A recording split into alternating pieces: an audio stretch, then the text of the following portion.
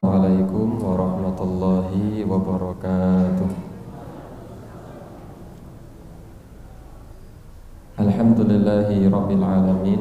Alhamdulillahi ala ihsanih. Wa syukru lahu ala taufiqihi wa amtinanih. Ashhadu an la ilaha illallah wahdahu la syarika lah, ta'ziman li sya'nih. Wa ashhadu anna Muhammadan abduhu wa rasuluh, da'iyan ila ridwani. Allahumma salli wa sallim wa barik ala nabiyyina Muhammad wa ala alihi wa ashabihi wa man tabi'ahum bi ihsanin wa man jahada fi sabilihi ila yaumiddin. A'udzu billahi minasyaitonir rajim. Ya ayyuhalladzina amanu taqullaha haqqa tuqatih wa la tamutunna illa wa antum muslimun. Rabbi shrah li sadri wa yassir li amri wahlul 'uqdatam min lisani yafqahu qawli. Allahumma 'allimna ma yanfa'una wanfa'na bima 'allamtana wa zidna ilma. Amma ba'd, ikhwani fillah rahimani wa rahimakumullah.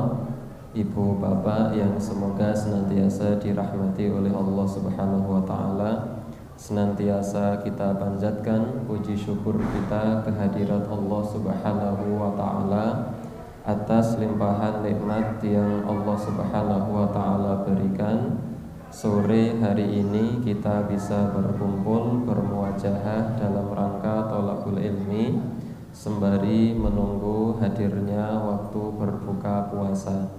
Semoga niatan kita di sore hari ini dalam rangka menunggu hadirnya waktu buka puasa sembari kita mencari ilmu, semoga amalan ini benar-benar dicatat oleh Allah Subhanahu wa taala sebagai amal yang sholih. Salawat dan salam semoga senantiasa tercurahkan kepada uswah kita, teladan kita, panutan Nabi Agung Muhammad sallallahu alaihi wasallam, keluarga, sahabat, tabi'in, tabi'ut tabi'in, dan seluruh umatnya yang istiqomah menjalankan agama Islam sampai hari kiamat. Ikhwani fillah rahimani wa rahimakumullah. Pada kesempatan sore hari ini, materi kita tidak berubah dari materi-materi sebelumnya. Kita masih melanjutkan kajian kitab Al-Kabair yang dikarang oleh Imam Adz-Dzahabi. Kita tidak ubah tema meskipun bulan Ramadan, karena di pagi hari yang jadwal saya yang setiap hari itu sudah materi tentang sirah atas permintaan dari panitia.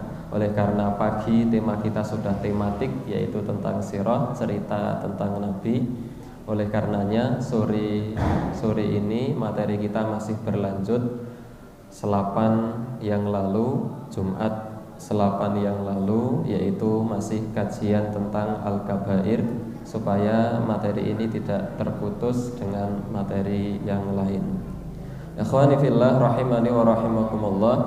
Pertemuan sebelumnya kita telah membahas dosa besar yaitu zina. Kemudian selanjutnya kita juga telah membahas dosa besar yaitu pemimpin yang zalim. Maka pada kesempatan sore hari ini kita masuk pada tema yang selanjutnya yang ditulis oleh Imam Adz-Dzahabi, dosa besar yang selanjutnya yaitu syurbul khamri wa illam yaskur minhu.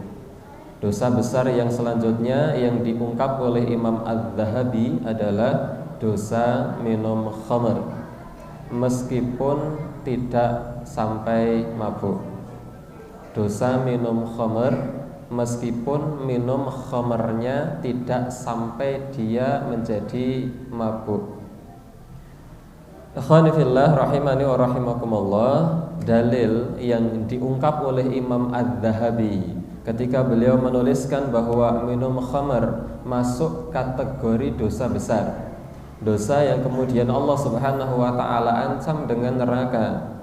Imam Adz-Dzahabi menuliskan dasar beliau yang pertama adalah firman Allah Subhanahu wa taala surat Al-Baqarah ayat 219.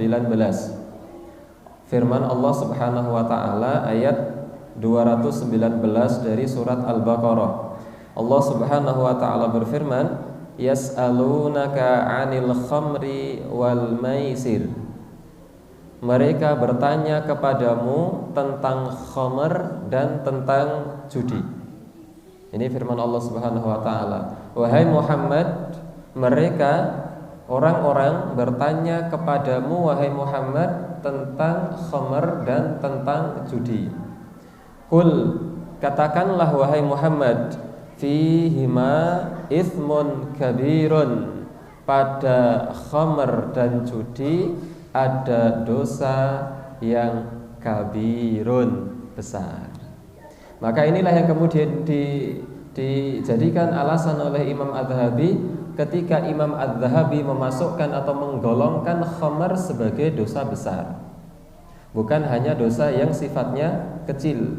Karena sebagaimana di awal-awal kita sampaikan bahwa dosa itu dalam pandangan syariat terbagi menjadi dua, yaitu dosa kecil dan dosa besar. Nah, dosa besar, di antara dosa besar yang diungkap oleh Imam Az-Zahabi dalam kitabnya Al-Kabair ini adalah dosa minum khamr. Kenapa? Karena Imam Az-Zahabi menuliskan Allah Subhanahu wa taala berfirman, "Qul fihima itsmun kabirun." Katakanlah pada minum khamr dan pada berjudi itu ada itsmun, dosa kabirun, yang besar. Nah, maka penjelasan tentang khamr, bahwa khamr itu adalah dosa besar, langsung dari Allah Subhanahu wa taala. Itsmun kabirun, dosa besar. Kemudian yang kedua, dasar atau dalil yang diungkap oleh Imam Az-Zahabi ketika beliau menjelaskan bahwa khamr adalah dosa besar adalah firman Allah Subhanahu wa taala Al-Qur'an surat Al-Maidah ayat yang ke-90 sampai 91. Al-Qur'an surat Al-Maidah ayat 90 sampai 91. Allah Subhanahu wa taala berfirman, "Ya ayyuhalladzina amanu," wahai orang-orang yang beriman. Wahai orang-orang yang beriman. Khitab pada ayat ini, khitab itu yang diajak bicara oleh Allah Subhanahu wa taala pada ayat ini adalah orang-orang beriman. Sehingga ayat ini tidak berlaku untuk orang-orang yang tidak beriman. Artinya ini dikhususkan kepada orang-orang yang beriman. Karena memang hukum ini berlaku untuk orang-orang yang beriman. Ya. Karena orang-orang beriman itu dikatakan sebagai orang-orang yang mukallaf. Mukallaf niku terkena beban taklif. Ini halal, ini haram, ini wajib, ini sunnah, ini haram, ini makruh, ini mubah. Nah, khitab ini ditujukan untuk orang-orang yang beriman. Makanya Allah Subhanahu wa taala berfirman, "Ya ayyuhalladzina amanu," wahai orang-orang yang beriman. Nah, pertanyaannya, apakah kita beriman? Kalau kita beriman kepada Allah Subhanahu wa taala, maka kita akan tergugah untuk memahami ayat yang selanjutnya Allah Subhanahu wa taala firmankan. Tapi kalau kita bukan orang beriman, ini sasae, karena ini adalah untuk orang-orang yang beriman. Kata Allah Subhanahu wa taala, "Ya ayyuhalladzina amanu," wahai orang-orang yang beriman, "innamal khamru," sesungguhnya khamr, "wal maisiru," dan judi, "wal ansabu," berkorban untuk berhala, "wal azlamu," mengundi nasib, "rijsun," adalah perbuatan najis, "min amali syaitan," dan termasuk amal perbuatan syaitan. Fajtanibuhu, maka jauhilah itu semua. Jauhilah khamr, jauhilah judi, jauhilah berkorban untuk berhala, jauhilah mengundi nasib. La'allakum tuflihun, semoga kalian menjadi orang-orang yang bertakwa.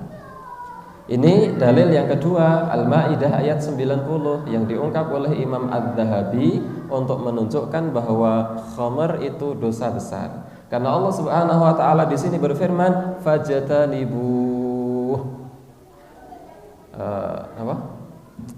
Jauhilah oleh kalian akan semua itu. Padahal begini, dalam kaidah fikih disebutkan bahwa al-aslu fil amri lil wujub. Asal dari sebuah perintah adalah wajib. Al-aslu fil amri lil wujub. Asal dari sebuah perintah. Kalau ada perintah dalam Al-Quran atau perintah dalam hadis, hukum asalnya adalah kewajiban selama tidak ada qarinah atau perkara-perkara yang mengiringinya. Maka ketika Allah Subhanahu wa taala berfirman fajtanibuhu, jauhilah. Ini perintah untuk menjauhi. Maka karena ini perintah, berlaku kaidah fikih al-aslu fil amri lil wujub. Asal dari sebuah perintah itu adalah kewajiban. Berarti ketika Allah perintahkan meninggalkan khamr, asal perintahnya adalah wajib. Berarti wajib meninggalkan khamr. Mafhum mukhalafah itu adalah pengertian kebalikan. Mafhum mukhalafahnya, ketika wajib meninggalkan khamr berarti haram meminum khamr. Ini mafhum mukhalafahnya. Nah, ini yang kemudian menyebabkan khamr itu haram dan masuk dosa besar. Urutan pengharaman itu ada di situ. Allah berfirman fajtanibuh, tinggalkan khamr. Padahal kaidah fikihnya asal dari perintah adalah wajib. Berarti kesimpulannya wajib meninggalkan khamr. Kesimpulan sementara nih. Ini dalam fikih, kesimpulan sementara. Nah, dari kesimpulan sementara ini ditarik kaidah yang lain. Mafhum mukhalafah, bahwa pengertian kebalikan. Kalau wajib meninggalkan berarti haram untuk melakukan. Nah, ini kenapa kemudian meminum khamr itu menjadi sesuatu yang haram. Urutan hukumnya berasal dari sana. Salah satu yang kemudian diungkap oleh Imam Adz-Dzahabi, kenapa kemudian khamr itu diharamkan oleh syariat Islam. Wa tsabata 'an Ibnu Abbas, dan telah tetap hadis dari Ibnu Abbas, beliau berkata, lamma nazala tahrimul khamri, ketika turun ayat pengharaman khamr, ketika ayat tentang haramnya khamr turun, masyas sahabah ba'duhum ila ba'din, maka para sahabat berjalan satu kepada yang lainnya. Ketika turun ayat tentang haramnya khamr, maka para sahabat saling berjalan di antara mereka. Wa qalu, mereka berkata, hurrimatil khamru, khamr sekarang telah haram. Oh, berarti riyen khamr halal. Nggih, riyen khamr halal mbiyen. Awal-awal syariat Islam, ketika kaum muslimin masih dekat dengan zaman jahiliyah, khamr dulu boleh. Dulu, tetapi kemudian diharamkan oleh syariat. Nah, insya Allah nanti kita akan bahas bagaimana urutan sampai Allah Subhanahu wa taala mengharamkan khamr. Wa qalu, para sahabat berkata, hurrimatil khamru, khamr sekarang sudah diharamkan.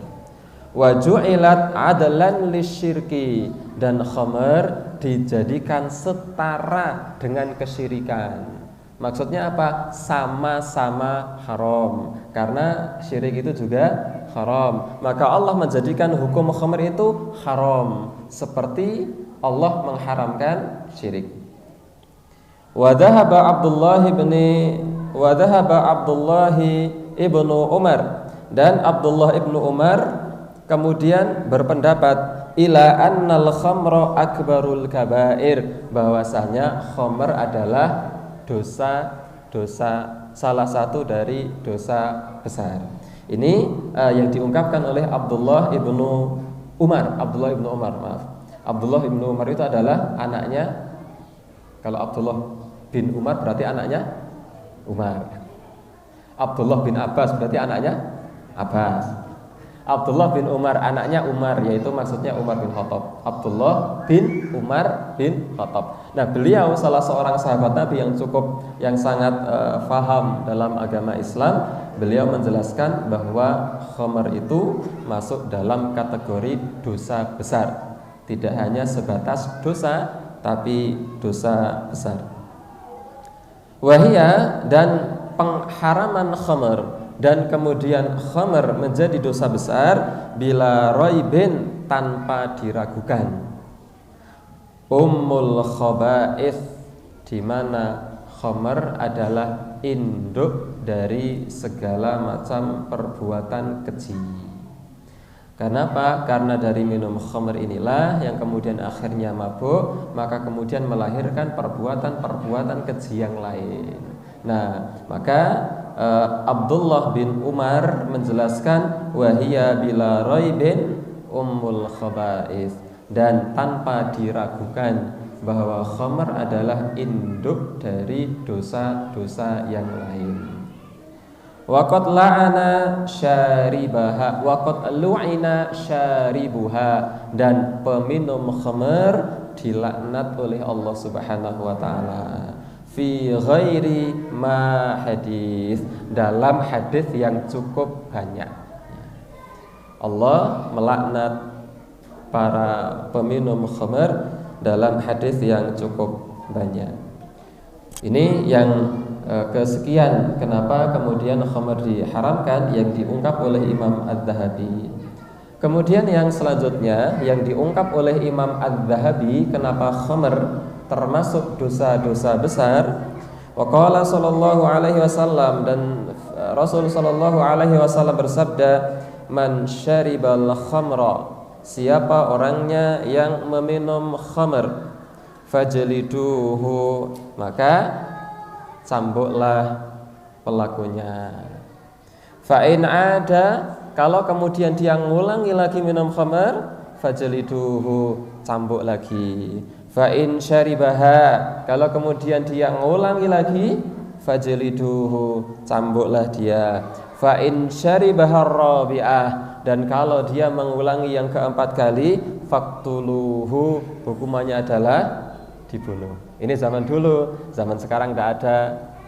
Ini zaman ketika kemudian syariat Islam ditegakkan pada zaman Nabi, pada zaman Khulafaur Rasyidin. Hukuman bagi peminum khamr dulu adalah dicambuk. Bahkan ketika yang keempat kalinya dicambuk 3 kali masih mengulangi, maka dihukum bunuh. Ini zaman dulu. Sementara kita ulang pelajaran yang di awal-awal ketika kita membahas kitab Al-Kabair. Di antara ciri-ciri dosa, yang dosa itu masuk kategori dosa besar adalah dosa itu ada hukuman di dunia. Saya ulangi, ini mengulang pelajaran di awal ketika kita awal-awal membahas kitab Al-Kabair. Di antara ciri-ciri dosa di mana dosa itu dianggap sebagai dosa besar adalah ciri-cirinya itu adalah dosa itu ada hukuman tertentu di dunia. Nah, ini pada zaman Nabi, pada zaman Khulafaur Rasyidin, dan pada kekhilafahan Islam ada hukuman tertentu bagi orang-orang yang meminum khamr. Berarti, nah ini konklusinya, kesimpulannya, berarti minum khamr itu merupakan dosa besar. Nah, inilah yang kemudian diungkapkan oleh Imam Adz-Dzahabi dalam kitab beliau, kitab Al-Kabair. Hadis ini sahih, diriwayatkan oleh Imam At-Tirmidzi dan diriwayatkan oleh Imam Abu Dawud. Ikhwani fillah rahimani wa rahimakumullah. Selanjutnya, kenapa kemudian Imam Adz-Dzahabi memasukkan minum khamr ini pada kategori dosa besar? Yaitu yang selanjutnya adalah wa an Amr ibnil Harits, dari Amr bin Al-Harits. Haddatsani Amr bin Syuaib, telah menceritakan kepada kami Amr bin Syuaib, an abihi, dari bapaknya, an Abdullah, dari Abdullah bin Amr, an Rasulillah sallallahu alaihi wasallam, dari Rasulullah sallallahu alaihi wasallam, qala, beliau Rasul bersabda, man tarakas salata sukran, Siapa orangnya yang meninggalkan sholat karena mabuk? Bahasa Arabnya sukron, bukan syukron. Nek syukron niku matur suwun. Nah niku syukron. Syukron nggih, syukron. Niki tak wae syukron, matur nuwun. Niku syukron, terima kasih. Syukur itu syukron. Tapi nek sukron pakai sin tanpa titik tiga, sukron mabuk. Makanya bahasa Arab itu beda baca, beda arti. Misalnya baca la in syakartum la azidannakum. Betul. Kalau kamu bersyukur, aku tambah kesyukuran dan aku tambah nikmatmu. Nah ini kalau la in syakartum. Tapi kalau kita bacanya la in syakartum la azidannakum. Kalau kamu mabuk, aku tambah nikmatku. Nah niku lah bahaya niku. Kalau kamu mabuk, aku tambah nikmatku kepada kamu. Niku la in syakartum. Yang betul la in syakartum. Syakara kalih sakara niku benten. Nek syakara syukur, berterima kasih, matur nuwun niku syakara. Nek sakara mabuk. Sakara mabuk, sin sakara. Nah Rasul bersabda, man tarakas sholata sukron, bukan syukron. Man tarakas sholata sukron. Siapa orangnya yang meninggalkan sholat karena mabuk? Karena mabuk sehingga dia tidak sholat. Kata Rasul sallallahu alaihi wasallam, marratan wahidan, sekali meninggalkan sholat karena mabuk, faka'annama kanat lahu dunya wa ma 'alaiha fasalabaha, maka seolah-olah dia punya dunia dan seisinya, fasulibaha, tetapi kemudian dunia dan seisinya itu dicuri. Seolah-olah dia punya perbendaharaan yang banyak, punya dunia dan seisinya, tapi akhirnya dunia dan seisinya dicuri dari dirinya hingga dia tidak punya apa-apa. Maksudnya apa? Karena dia mabuk hingga kemudian dia tidak sholat. Dia punya harta yang luar biasa yaitu sholat. Sholat itu telah dicuri oleh mabuk, sehingga karena mabuk dia tidak sholat. Kesempatan pahala dari sholat hilang. Nah, seolah-olah dia mencuri pahala sholat dengan cara mabuk. Dia tidak dapat pahala sholat. Wa man taraka sholata arba'a marratin sukron, dan siapa orangnya yang meninggalkan sholat 4 kali karena mabuk, kana haqqan 'alallahi ayyuskihi min tinil khabal, maka Allah berhak untuk menyirami orang ini dengan tinatul khabal. Kata Nabi, siapa orangnya yang meninggalkan sholat 4 kali, keempat-empatnya ditinggalkan karena mabuk, maka kata Nabi, Allah berhak untuk menyirami orang ini dengan tinatul khabal di akhirat. Kila, Rasul sallallahu alaihi wasallam ditanya, ya Rasulullah, wahai Rasulullah, wa ma tinatul khabal? Ya Rasul, tinatul khabal niku nopo? Niki pertanyaan sahabat kepada Rasul. Wahai Rasulullah, apa yang dimaksud disebut, apa yang dimaksud dengan tinatul khabal? Napa? Tinatul khabal. Napa sepindah malih? Nah, niki istilah dari Nabi. Tinatul khabal. Wa ma tinatul khabal? Ya Rasul, apakah tinatul khabal itu? Qala, Rasulullah sallallahu alaihi wasallam bersabda, ausaratu ahli jahannam, perasan penduduk neraka. Penduduk neraka yang dibakar itu diperas. Nah, hasil perasan niku disiramkan kepada orang yang 4 kali meninggalkan sholat karena mabuk. Hadis ini diriwayatkan dengan riwayat dengan sanad yang sahih diriwayatkan oleh Imam Ahmad. Maka inilah yang kemudian diungkapkan oleh Imam Adz-Dzahabi, sehingga kemudian Imam Adz-Dzahabi memasukkan minum khamr ini pada kategori dosa-dosa besar. Selanjutnya, dasar selanjutnya yang diungkapkan oleh Imam Adz-Dzahabi, kenapa sampai Imam Adz-Dzahabi ulama salaf mengatakan bahwa khamr itu adalah dosa besar. Yang selanjutnya dalilnya wa an Jabir, dari Jabir. Jabir di sini adalah Jabir bin Abdillah.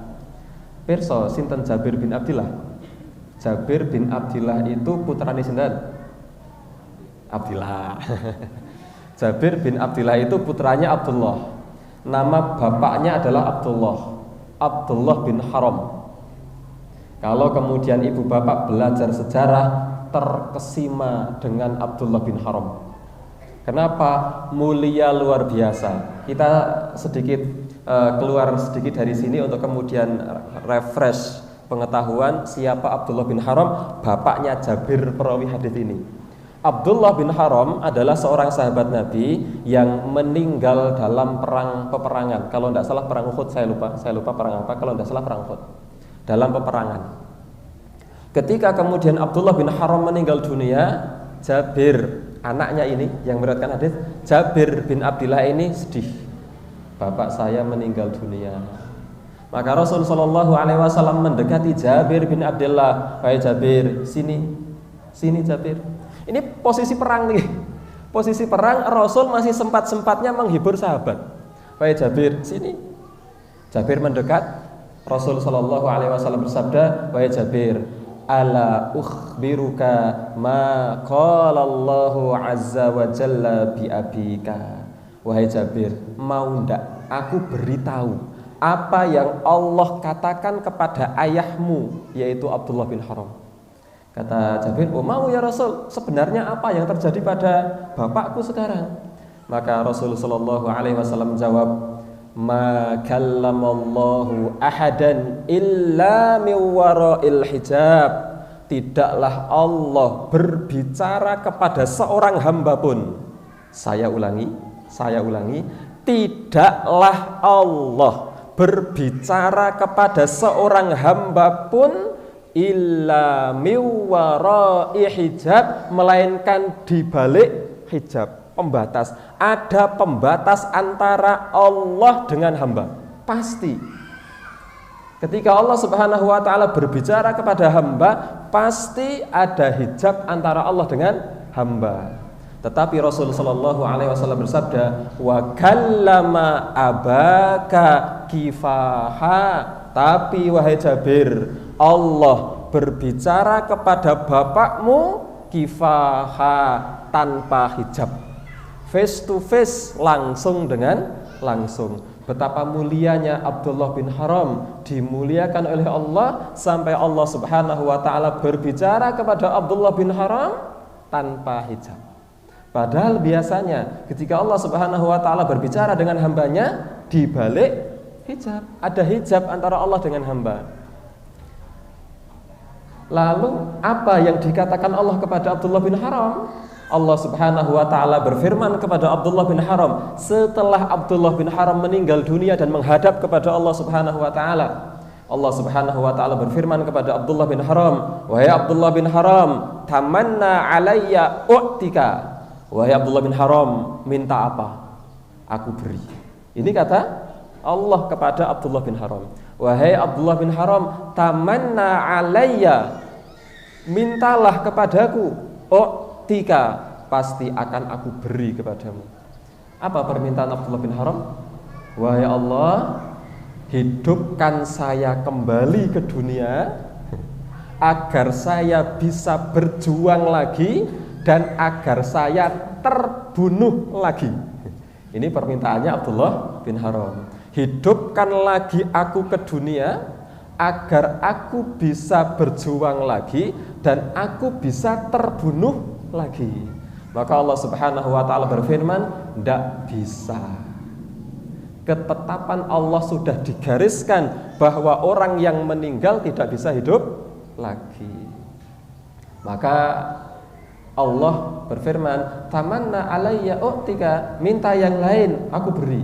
Maka kemudian Abdullah bin Haram berkata, wahai Allah, akhbir man waroi, wahai Allah, kabarkan kenikmatanku ini kepada orang-orang yang masih hidup di dunia. Ini Abdullah bin Haram sudah menghadap Allah. Kemudian Abdullah bin Haram mengatakan, wahai Allah, kabarkan kenikmatan saya ini, yang saya merasakan kenikmatan luar biasa ini, kabarkan kenikmatanku ini kepada orang yang masih hidup di dunia di belakangku. Maka Allah kabulkan permintaan Abdullah bin Haram, hingga Allah turunkan ayat kepada Rasul sallallahu alaihi wasallam, wala tahsabannalladzina qutilu fi sabilillahi amwata bal ahya'un 'inda rabbihim yurzakun. Jangan sekali-kali kamu menganggap bahwa orang yang terbunuh di medan peperangan itu mati. Tidak. Bal ahya, tetapi hakikatnya mereka masih hidup. 'Inda rabbihim, di sisi Allah, yurzakun, mereka mendapatkan rizki dari Allah Subhanahu wa taala. Ini keistimewaan Abdullah bin Haram. Anaknya namanya sinten wau? Jabir bin Abdullah. Nah, ini sedikit selingan kisah tentang siapa Jabir bin Abdullah dan siapa bapaknya. Hadis ini diriwayatkan oleh Jabir bin Abdullah anin Nabi sallallahu alaihi wasallam, dari Nabi sallallahu alaihi wasallam. Inna 'alallahi ahdan, sesungguhnya Allah punya janji. Sesungguhnya Allah punya janji. Liman yashrabul muskir, bagi orang yang meminum minuman yang memabukkan. Allah punya janji kepada orang yang minum khamr. Apa janji Allah? Ayyuskiyahu min tinil khobal, Allah akan menyirami orang itu dengan tinul khobal. Tadi saya ada sedikit salah baca, bukan ayyaskihi tetapi ayyaskiyahu. Tadi saya salah baca. Ayyaskiyahu, Allah akan menyirami orang itu dengan tinul khobal. Kila, orang bertanya, wa ma tinatul khobal, ya Rasul, apakah tinatul khobal itu? Qala, Rasul menjawab, araku ahlin nar, keringat ahli neraka. Au qala, atau Rasul sallallahu alaihi wasallam bersabda, ausaratu ahlin nar, perasan ahli neraka. Itulah yang kemudian akan disiramkan kepada orang-orang yang minum khamar. Akhrajahu Muslim, hadis ini dikeluarkan oleh Imam Muslim. Wa qala alaihi salatu wassalam, dan sabda Rasulullah sallallahu alaihi wasallam, man syaribal khamra fid dunya, siapa orangnya yang minum khamr di dunia, yang sampai meninggalnya dia tidak bertaubat dari khamrnya, harramaha fil akhirati, maka Allah Subhanahu wa taala haramkan orang itu di akhirat minum khamr. Padahal di akhirat minum khamr boleh kok enggak? Boleh. Di akhirat itu di surga ada sungai, sungainya sungai madu, sungai susu, sungai khamr, lam yataghayyar, yang tidak pernah berubah rasa dan baunya. Selalu lezat. Selezat-lezatnya susu teng donya niku mesti nek pun pinten-pinten busuk payu itu ada masa kadaluarsa, ada masa kadaluarsa. Nah, kalau di akhirat, di surga, mboten enten niku kadaluarsa. Lah wong umur manusia juga tidak kadaluarsa. Lah wong hidup manusia juga tidak kadaluarsa, tidak ada. Oleh karena itu Allah Subhanahu wa taala berfirman, khalidina fiha abada, kekal di dalam surga selama-lamanya, tidak ada masa kadaluarsa. Oleh karena itu tidak ada penduduk surga kok menjadi tua, tidak ada. Di surga umurnya terus aja dan hidup abadi selama-lamanya. Nah, di surga, di akhirat ada sungai khamr, sungai susu, sungai madu yang bebas untuk diminum.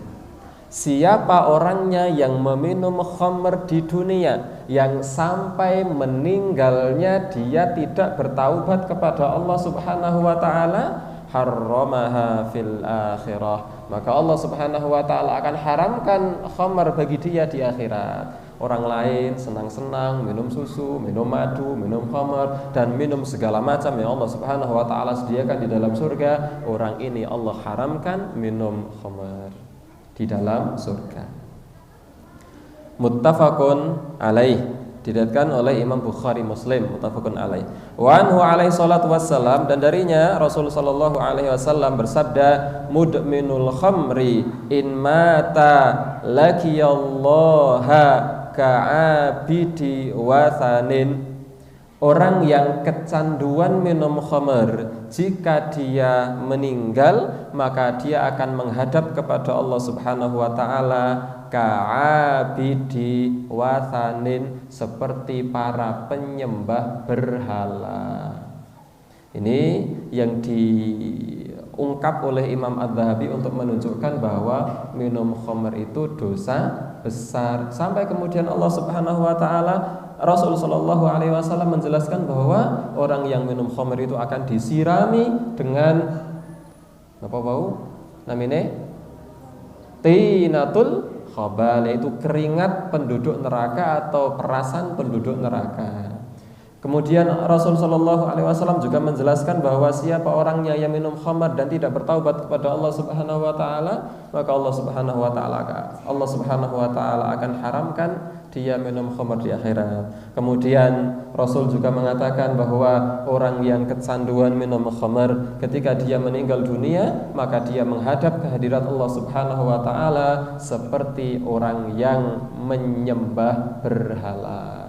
Ini menunjukkan penyembah berhala itu dosa besar apa dosa kecil? Dosa besar. Maka ketika Rasulullah Shallallahu Alaihi Wasallam menyamakan orang yang minum khamr dengan orang yang menyembah berhala, berarti minum khamr juga dosa besar. Nah, inilah yang kemudian diungkapkan oleh Imam Adz-Dzahabi, kenapa Imam Adz-Dzahabi memasukkan minum khamr ke dalam kategori dosa besar, bukan dosa kecil. Banyak tadi ayat, banyak tadi hadis, banyak tadi athar yang menjelaskan tentang betapa besarnya dosa minum khamar.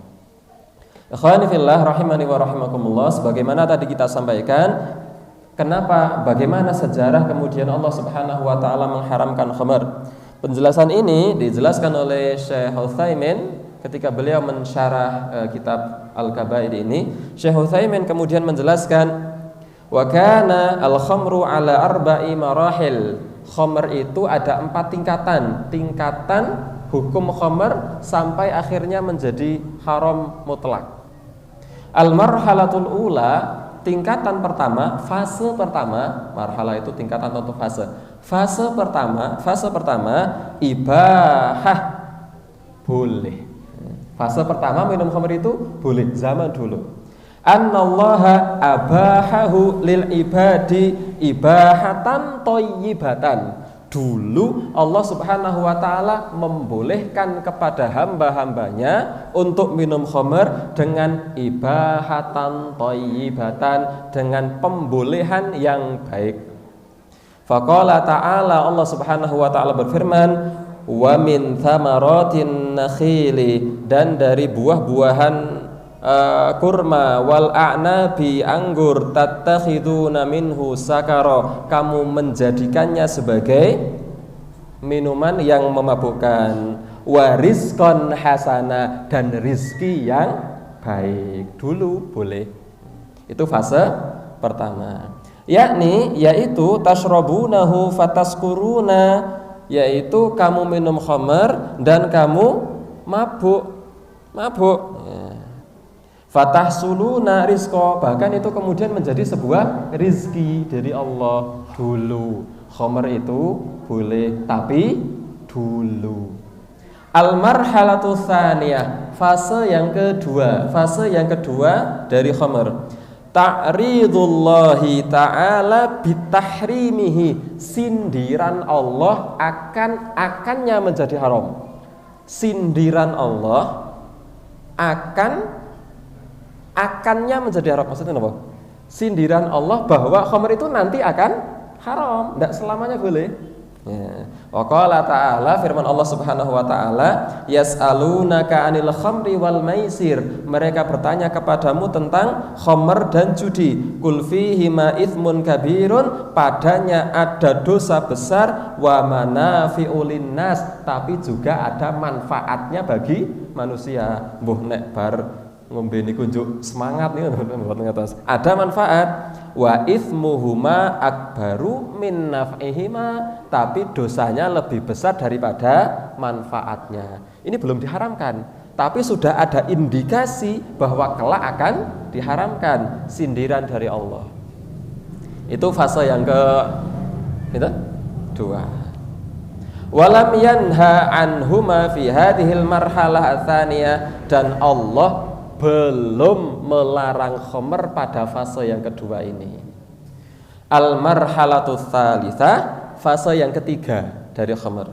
Qala Allah Ta'ala, firman Allah Subhanahu wa taala, ya ayyuhalladzina amanu la taqrabus sholata wa antum sukara. Wahai orang-orang yang beriman, jangan dekati salat kalau kamu sedang mabuk. Tapi kalau tidak salat tidak apa-apa, itu dulu fase yang ketiga. Jadi Allah mengharamkan hanya ketika akan sholat.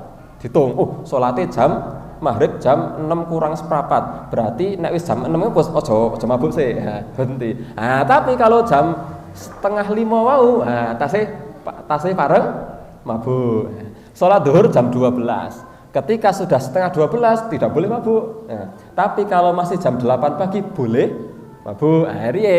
Ini fase yang ketiga, haram khamr hanya ketika sholat.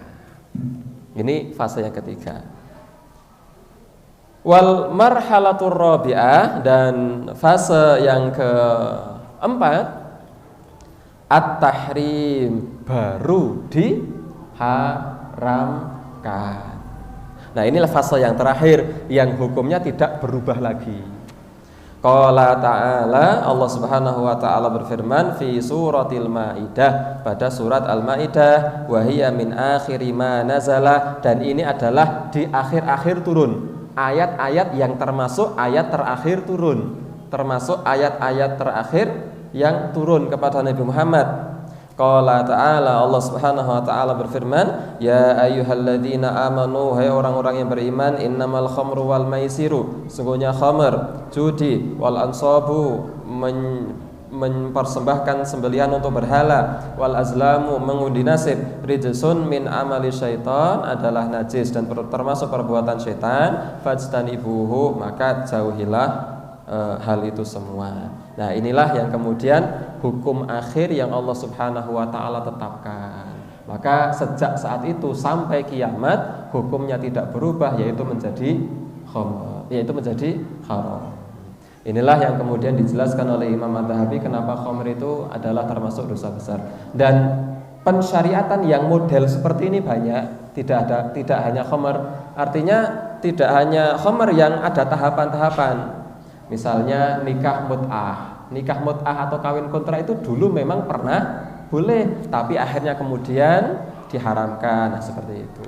Puasa Ramadan itu juga tidak seperti yang sekarang kita lakukan di awal-awal. Awal-awal puasa itu bukan Ramadan, tapi 10 Muharram. 10 Muharram, yaitu yang dikenal dengan puasa Asyura, karena mengikuti syariatnya Nabi Musa alaihissalam. Hingga kemudian berganti syariatnya menjadi puasa Ramadan 29 atau 30 hari. Tapi tata caranya seperti tata cara puasa Nabi Musa, bukan tata caranya kita, yaitu puasa tanpa sahur. Kapan? Puasanya sejak bangun tidur sampai tenggelam matahari, bukan sejak terbit fajar. Nah, setelah itu baru kemudian syariat berubah, puasanya seperti puasa yang sekarang kita lakukan pada bulan Ramadan full 30 atau 29 hari, menahan diri dari segala yang membatalkan puasa sejak terbit fajar sampai tenggelamnya matahari. Syariat ini tidak berubah lagi sampai kiamat. Sebagaimana syariat haramnya nikah mut'ah juga haram, tidak akan pernah berubah sampai kiamat. Sebagaimana pengharaman khamr ketika sudah fase yang keempat, maka tidak akan pernah berubah sampai kiamat bahwa khamr itu hukumnya haram. Ikhwani fillah rahimani wa rahimakumullah. Inilah beberapa dalil dari Al-Qur'an, dari As-Sunnah, dari athar para sahabat yang kemudian menjelaskan betapa minum khamr itu masuk dalam kategori dosa besar. Ini yang bisa kita sampaikan tentang kajian kitab Al-Kabair yang bab ini, bab tentang dosa besar. Bab selanjutnya insya Allah yaitu tentang dosa besar yang selanjutnya, yaitu dosa besar al-kibru, sombong. Nah, ini dosa besar yang selanjutnya yaitu sombong. Bagaimana kemudian ternyata sombong ini juga merupakan salah satu dosa yang masuk dalam kategori dosa-dosa besar. Aku qouli hadza fa astaghfirullahal azim li wa lakum. Salah dari saya, benarnya dari Allah Subhanahu wa taala. Beberapa menit lagi insyaallah akan memasuki buka puasa. Semoga Allah Subhanahu wa taala menjadikan puasa Ramadan ini puasa yang kemudian Allah Subhanahu wa taala ridhoi dan benar-benar mengantarkan kita kepada pribadi yang bertakwa sebagaimana janji Allah Subhanahu wa taala, la'allakum tattaqun. Alhamdulillah wassalatu wassalamu ala Rasulillah. Subhanakallahumma wa bihamdika asyhadu an la ilaha illa anta astaghfiruka wa atubu ilaik. Wassalamualaikum warahmatullahi wabarakatuh.